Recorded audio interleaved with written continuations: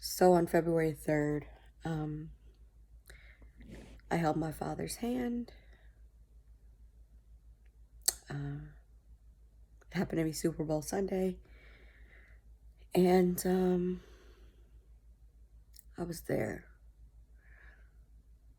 And in the beginning, I tried not to be there. I tried to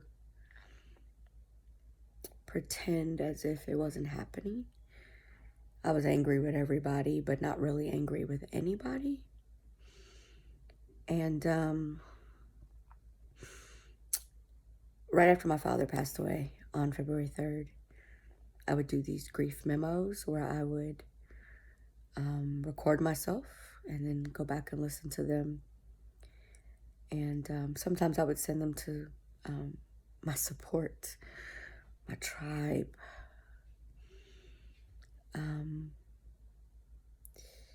But I haven't done a grief memo probably in a couple months, or maybe a month and a half.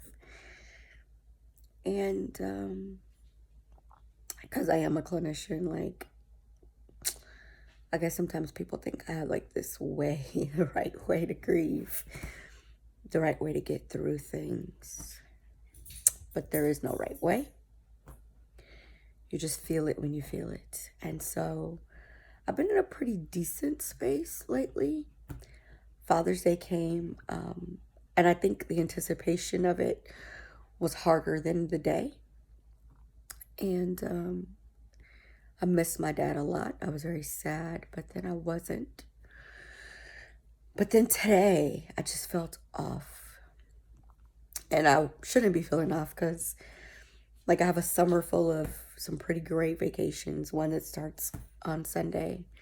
Me and my family are going to Disney World, coming back, then going to New Orleans, coming back, then going to New York, and then celebrating my 40th in Cabo in December. But today I was off. And then it hit me that this grief is a little different now. In the beginning, it was debilitating in a lot of ways. I couldn't get much done, but I managed to kick off and do every single 360 experience workshop with my amazing My Warrior Life community team. I kicked off the I Love Me experience, which I always kick off every summer in June with Glamping for Joy. My next event is July 13th. It's called the Lunch Spa. And so I've been able to get the machine, for lack of a better way of describing it, moving again. But now the grief doesn't grip me. It doesn't keep me from getting things done.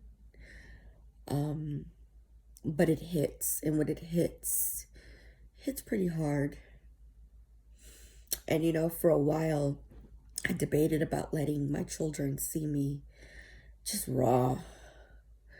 Because I hear a lot of adults say, what they admire about their parents is when they didn't know when their parents were going through. But I feel like that does a disservice to our children, to our community, to our families when we cry silently or cry in the shower only, or we don't share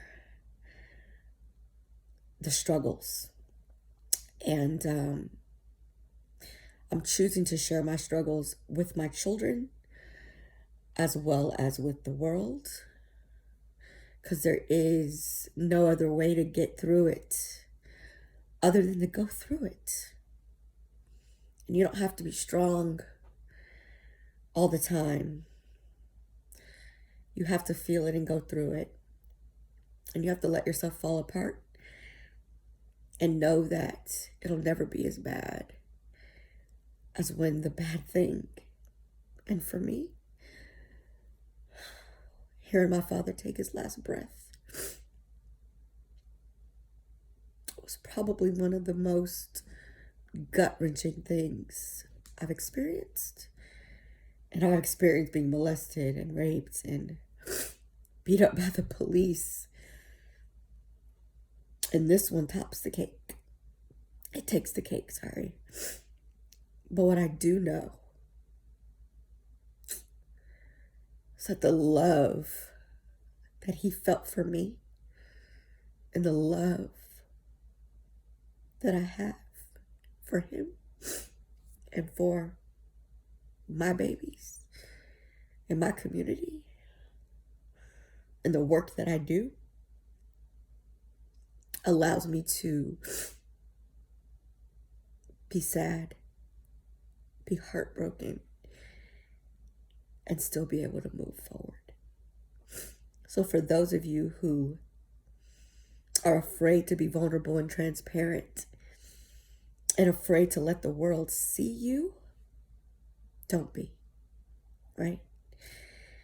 Don't be, because it is our silence, it is our inability to show the world who we are, even at our worst moments, that keeps everybody else pretending like they're okay. So I guess I've decided to stop doing grief memos, voice memos, and do grief videos and share them. Blessings, y'all. Thank you for listening.